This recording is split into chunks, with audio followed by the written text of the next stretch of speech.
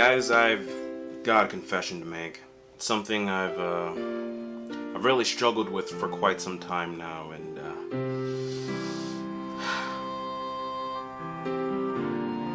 I like turn-based RPGs. I'm so sorry. Oh Lord, no, he did not just say that. Where's the unsubscribe button? There it is. Oh Jesus. Nope. Bye.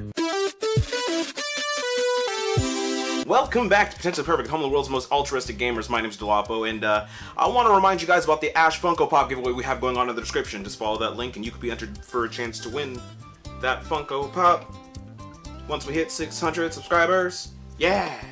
So back to the topic at hand. I've had a nasty past few years of bad talking turn-based combat. Interestingly enough, I've actually played turn-based games for quite some time now and never really thought about it. Those games in question? Well, Pokemon. I think it's funny how one of the most beloved franchises of all time exists within one of the most hated genres in gaming. But where does the hatred come from? Some might say it's the grinding. I mean, that makes sense. It's gotta be the grinding, right? If you don't know, grinding is the act of purposefully looking for battles within an RPG in order to gain things like experience and loot, to make later fights easier, or let's say you're in a fight and you're getting your butt kicked repeatedly, you go and look for fights to make that next fight easier, etc, etc. This is something that a lot of turn-based games are plagued with. I put that in quotes because some people actually really enjoy it. We don't talk to those people. They're not our friends. I mean, a lot of games in that genre are actually designed with that in mind. And honestly, kudos for coming up with a way to stretch your game's playtime to like the hundreds. So, yeah, it might be the grinding, but what if that's not it? What if it's something else? What if it's the way the story is delivered? I think we've been a bit spoiled with some of the advances in gaming and storytelling as a whole.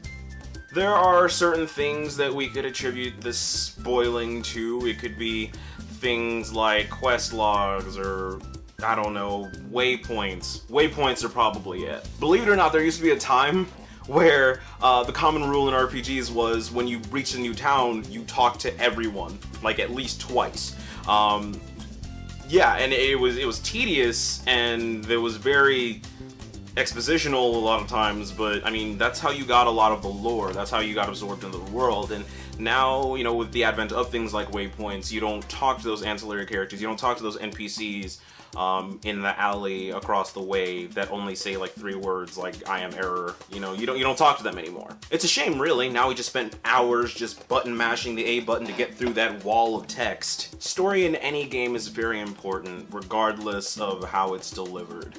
But nowhere is it more important than the RPG. I mean, a good story is the only thing that lets me know that it's okay to put up with all this monotony. The constant walking from here to there, then back to here, to pick up this, to give it to that guy.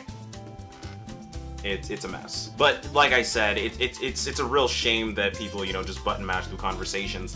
To me, it's the same thing as skipping cutscenes. So you're probably asking, what brought this whole conversation on?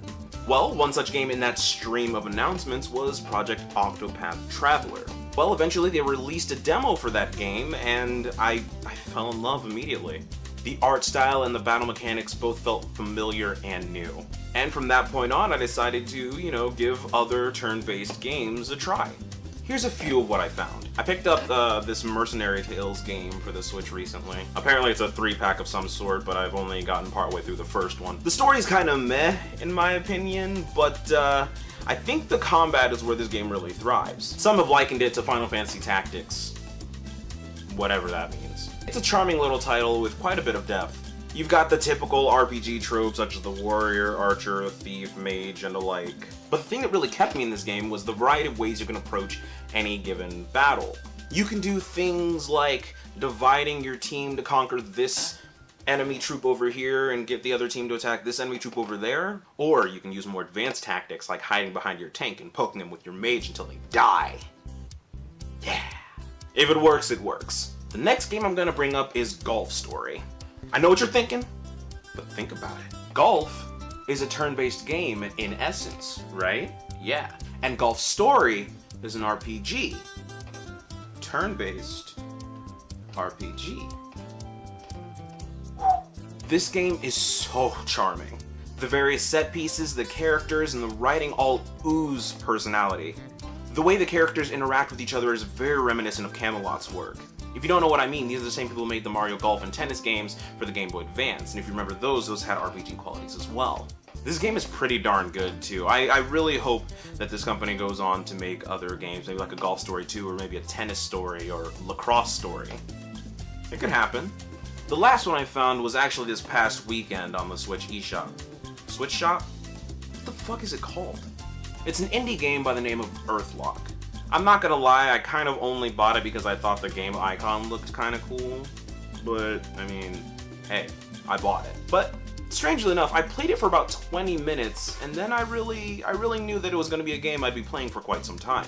It's not the combat, because that's honestly been done before. It's not even the story, though I do like it. In actuality, it was the art style. I think that pixel art has been a bit overdone recently, especially by indie developers.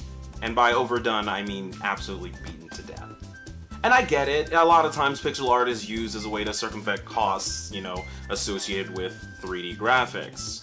That's cool, I get it. And while I can say that there are some really cool pixel art games that have come out even recently, I can't say that I'm not put off by it sometimes. Shout out to my boy Patrick over at Nintendo Talk. So when I saw that the game had the audacity to use polygons, I was taken aback. I mean, I couldn't help but see it through.